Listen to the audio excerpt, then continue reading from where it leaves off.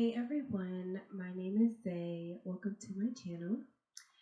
I make videos about spirituality, mindfulness, and my reflections on my personal experiences.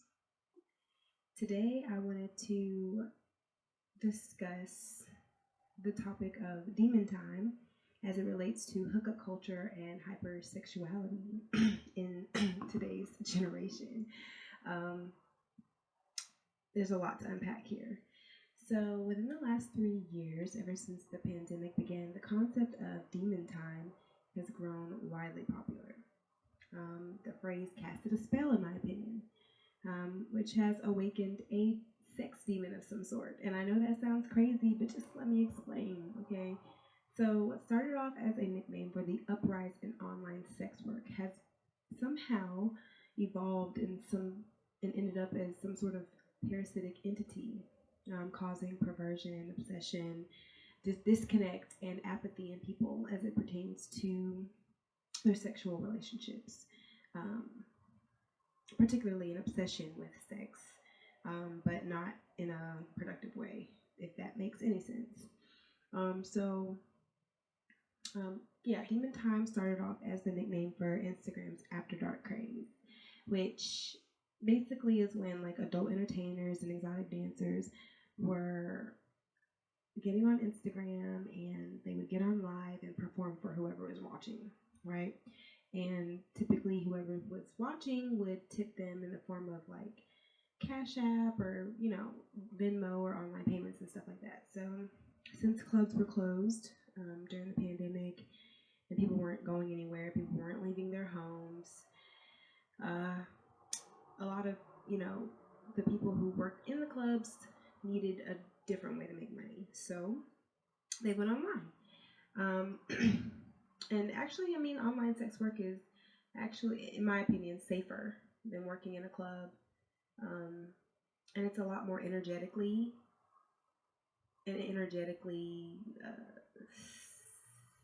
sanitary, I guess you could say, because you're not physically around others. But there's a catch to that as far as the energy.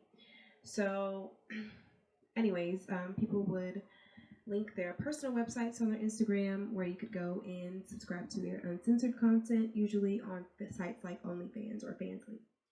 I actually had OnlyFans myself, so I will talk about that. But it just seems like those sites have grown like so popular to the point where like girls are like excited to turn 18 just so they can be a part. And so like the trend of being an amateur porn star has just grown tremendously. And there's nothing wrong with sex work or being a porn star or anything like that.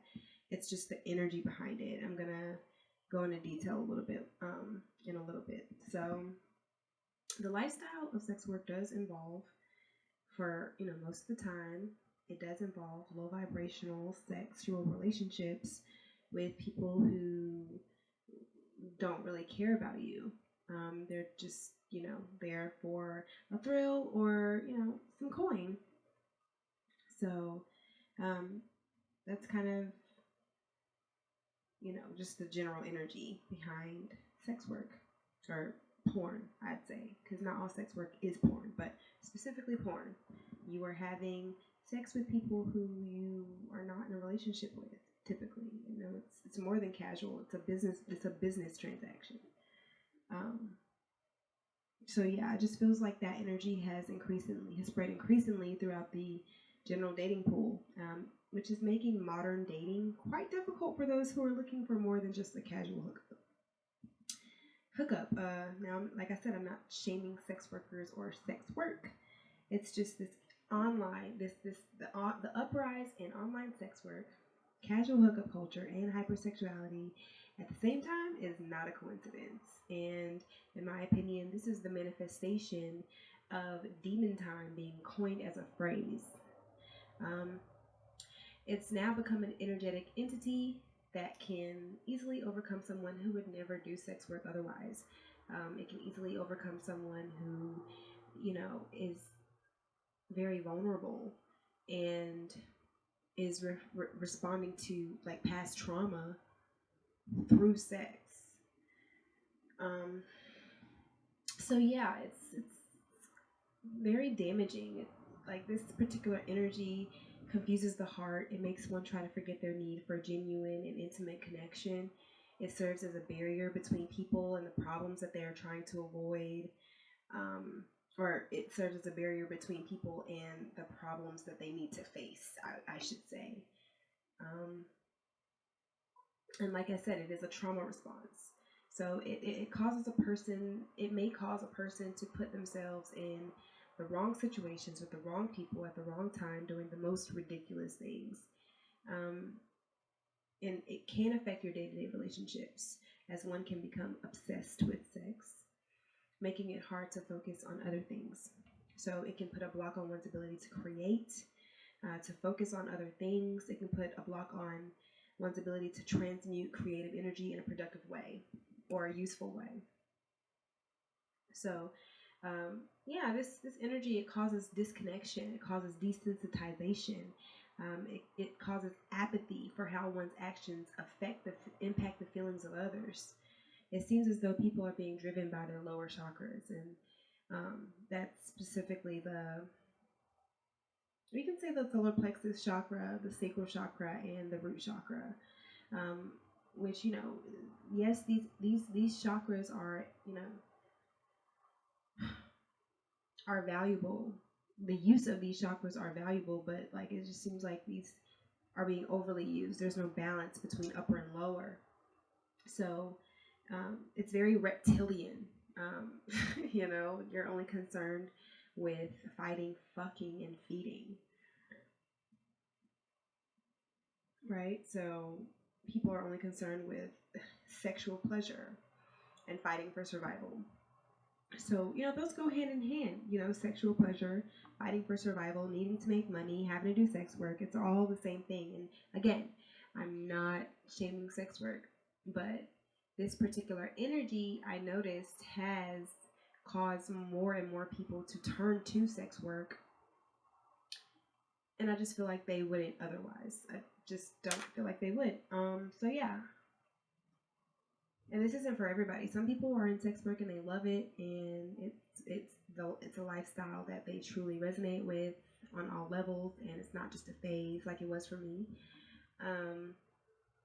But yeah, people are building relationships or situationships instead of relationships these days. And they're making, like I said, no use of the upper kingdoms, the heart, the throat, the crown, the third eye. So it makes it impossible to form these genuine connections with people where you're literally emotionally vulnerable. It makes it hard to form connections that are rooted in compassion and empathy and emotional intelligence, resonance, communication. And it kind of turns the bodies of sensitive and empathetic beings on autopilot. So now people are simply using other people's bodies to masturbate. Now, the it that I'm describing, like I said, this energy is not sex. The it that I'm describing is not sex itself, but rather the energetic manifestation of demon time. So the collective has literally summoned a sex demon, or several sex demons, since they do come in many forms and archetypes. So I've been under the spell myself, like I said. So having already begun my spiritual journey, this was probably in 2021, so last year, like very recently, I had already begun my spiritual journey. And so I just broke up with my ex, and you know, our relationship was cool, but like our sex life was so boring, like so boring. So I sought out these spaces that offered sexual healing and education. So like, you know, vibes and opportunities to learn about sex in its various forms, specifically like kink and BDSM culture and all that stuff. So, in my discovery, however, I found that many of these spaces were inhabited by folks who were literally obsessed with sex. Like, it wasn't just an appreciation, or it wasn't just, an interest. It was an obsession. Like, you already see it everywhere. You already see sex everywhere in the music and the media and the movies and all that stuff. But and you also see it on Twitter. Since Twitter doesn't censor any content, they allow people to post whatever they want. So you see a lot of porn on Twitter and a lot of like sexual like conversations and stuff on Twitter. So you see it everywhere, right? But within these like sex friendly spaces, I'd be in these group chats with people, right? So the group chats would, openly share like nudes and like just like ask like we would have a lot of conversations around like sexual preferences, and like it was just, we'd get freaky in the group chat, right? But like people would wake up at like 9 a.m. ready to share nudes every day. And I began to question, like, okay, every day, like it's the same thing. So I was questioning myself, like, damn, maybe I'm not really into this like I thought. But it's like I love sex and I love like, getting freaky or whatever. So like why was I like so taken aback by the fact that this was like a very constant and consistent thing? I was like, is this all people think about? Is this all these people think about is sex? Like, is that all they have the ability to imagine or create in their lives? Like, that these people have hobbies? So I just really, really quickly became very uninterested. And then these group chats started to feel cultish. Like, it was just, I can't go into detail specifically, but it started to feel really cultish. And I was just like I can understand if you were sharing nudes every single day and getting paid for it, right? But like in these spaces, nobody was getting paid. Nobody was getting paid. Like people were busting it wide open for free for like a bunch of niggas in a group chat. So like I was specifically in sex work for the money. Like particularly for the money and because I enjoyed sex. But like the way other people approached it, it was like I do it for free and I do it all day for free. And I was like, well, that's kind of like obsessive. Like you don't have anything else you'd rather be doing, So that was like the energy behind that. So yeah, it was like a lot of people within these spaces, and I'm not just talking about the group chats. It's like even in person, a lot of these people like were perverts and sex addicts. And I could see a lot of people using sex as a distraction from their own problems. So there were also a lot of wannabe pimps in these spaces. And to me, a pimp is someone who uses who takes from the feminine energy of either Mother Earth or women, period, and gives nothing back. So they take for their own personal gain, right? So yeah, it was the same thing. It was these men specifically, because I mean there were like women, but like mostly it was men, and they would like harness feminine sexual energy for their personal gain. And like I said, giving nothing back. Yeah, it was really parasitic. There were several male artists in these spaces who, utilized women as muses for their otherwise less than mediocre art. So, like, they had to have a muse in order to produce something of value. They had to be using some women's or a group of women's sexual energy in order to make themselves seem like, they have something going on for themselves. So yeah, that was something that I noticed. Quite a few people just aimlessly lost in hedonism, seeking pleasure in sex to actively avoid the subtle discomfort with everyday life, or everyday struggles. And I was guilty of this for quite some time myself. I was chasing short-term gratification in the form of being praised and paid for having sex and being sexual online. So I made some good money, doing sex work online. I had OnlyFans. But like being watched started to become apparent in like my aura, like how I felt. It's like I began to feel the energetic residue that came with being watched, almost like I was a catalyst for, or a puppet for like a succubus entity, or as if I was feeding other people's demons.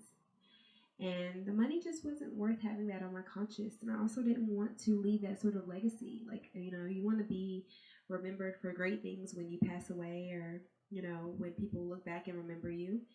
And I just didn't want that to be my legacy. So I definitely got out of that really quickly. I think I was only doing that for like a year. And yeah, that's just kind of just like the things that I experienced during that time. It wasn't just the act of doing sex work that opened my eyes to this energy.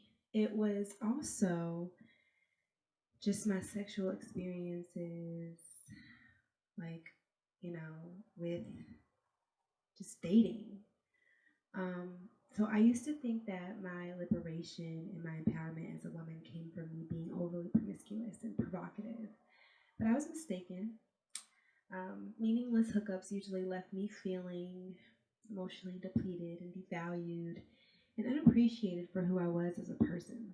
So I tried my hardest during these times to, while being provocative and being overly promiscuous, this was me, this was a facade or a cover up, because during that time I was trying my absolute hardest to ignore my organic need for love and intimacy, in a desperate attempt to convince myself that in relinquishing the expectation for romance in my sexual relationships, I was protecting myself from heartbreak and disappointment, and that just wasn't the case. In fact, I was probably compromising my values, compromising my integrity, compromising my heart. It was just, doing myself a huge disservice. And unfortunately, as the sexually liberated goddess that I was, embodying, I put myself in perfect alignment with the overly sexual parasitic energy present in the emotionally available narcissist. And so we do this little dance where I'd romanticize and attach fate and God to an interaction with someone who only wanted me for the physical. And still I kept this up, hoping that sex would eventually lead to love, and it never did. And it's actually really deep for me, because I know how dope I am. I know it sounds a little bit pretentious, but I love myself. It is what it is. I know I'm dope. I know that, for people to just love me sexually and stop there is crazy. There's so much more to me than that. And we need to dig deeper so that you really understand how amazing I am, right? But that just wasn't happening. And it's really, really easy to attract people to the outer version of yourself, especially when you're vibrating at a lower level and you're expressing yourself through your lower chakras. People run to that. people run to that. Like, that's why sex sells, right? Um, but when you know, get to moving around in your body and in your soul, and you want to vibrate up and start making these connections with your heart and, you know, spirituality, like spiritual connections with people, you know, there's nothing. There's nothing. People are having sex with people they can't even sit up with them and talk to them after they have sex, because it's not like that, right? Like, this person's phallus or this person's tongue was in one or more of your orifices, but y'all can't talk out your feelings. You can't tell them your dreams, your fears, your memories, your hopes, nothing like that. Like, the disconnect is super real. And yeah, it's kind of ass backwards. It's fucked up. Like, even when people say, well, I can fuck, you know, casually, but I can't just kiss everybody. Like, what do you mean you can fuck casually, but you can't just kiss? You can't kiss everybody. Like, you can't kiss. Like, that's backwards. Like, I don't understand, right? So the disconnect is super real. And not only was I having casual sex with people who didn't genuinely care about me, but I put up with a lot of bullshit, you know, in exchange for some D, you know. I'm not blaming myself as a victim of sexual assault, and I'm not blaming any other victims of sexual assault, but this particular energy that I'm speaking of ended up putting me in a less than safe situation in which a sexual act was inflicted on me without my consent. And I just can't help but directly align this unfavorable situation with the mindset and the perspective that I held of sex at the time. Like, if I wasn't in this headspace, I wouldn't have been in that space, and that wouldn't have happened. So that traumatic situation, that was a very traumatic situation. I'm not going to go into detail, but and maybe I should go into detail, but just for the sake of keeping some things private, I'm just going to say that traumatic situation actually sent me further into just wanting to forget about it. So I started having more sex so that, you know, we forget about that and forget about that experience, forget about that interaction. I was subconsciously hoping to block that out by having sex with more people.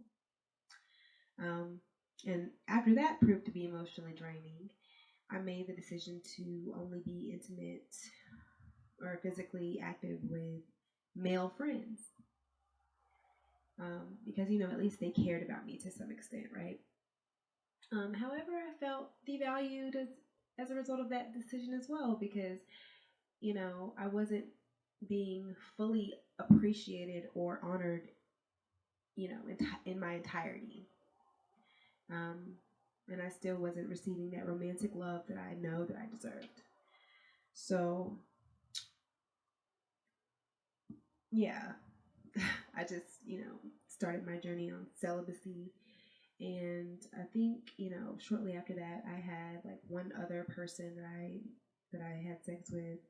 But I, you know, I was dating that person with the intention of being in a relationship with them. It just didn't work out.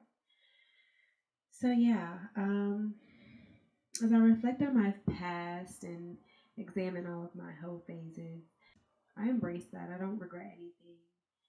Um, I don't regret any of the experiences that I've had, because they were either lessons or, you know,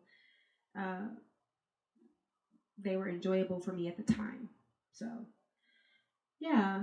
The only thing I wish at this point is the only thing I do wish is that I wish my discernment would have been a little bit more on point. Um, that's all. So it's on point now. I guess your discernment doesn't really strengthen until you've gone through some things. So yeah. These days my mindset is completely different, honestly. I have been celibate for the past, I'd say, 4 months. And My perspective of sex and relationships is being shaped in a way that requires others to meet me at deeper levels. Like, you have to meet me below the surface. Okay? You have to have met yourself deeply, beyond the physical. So I realized that I'd much rather save the image of my naked body for my divine partner. And that's someone who I would be able to truly be naked and vulnerable in front of. Someone I can trust with my physical body as well as my emotions. So yeah. And this, like I said, this realization has, made it okay for me to be celibate. I am saving myself for my divine partner. Because lust is a very powerful and harmful energy when you are just kind of just spreading yourself and giving it to the wrong people. So yeah. Until then, I am single and I am, enjoying the opportunity to get to know myself and to actually sit with myself and be with myself intimately. Instead of just tolerating myself in solitude, I genuinely enjoy my solitude these days. So yeah. So again, I just want to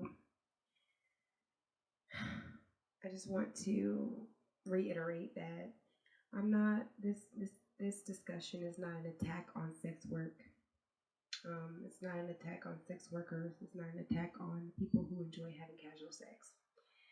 This is a discussion about the energy that can easily affect someone who just isn't about that life. Ain't about that life, right? Like the whole BDSM culture and the whole kinky thing.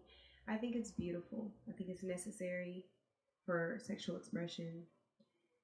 It's something that I personally would like to explore with my spouse, someone that I am married to, someone that I'm going to share the rest of my life with.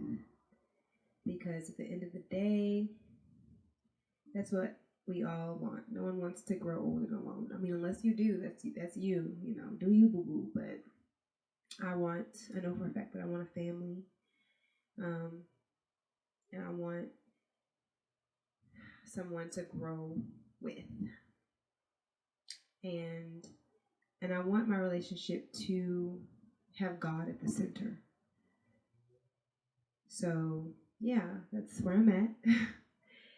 And I hope that if you want that, you find that. You deserve that. And if you're struggling with, some of the things that I mentioned in this video, feel free to shoot me a message or, leave a comment or something. We can always talk about this. This is a safe space. So yeah, thank you guys so much for watching. If you sat through this entire discussion, you're amazing.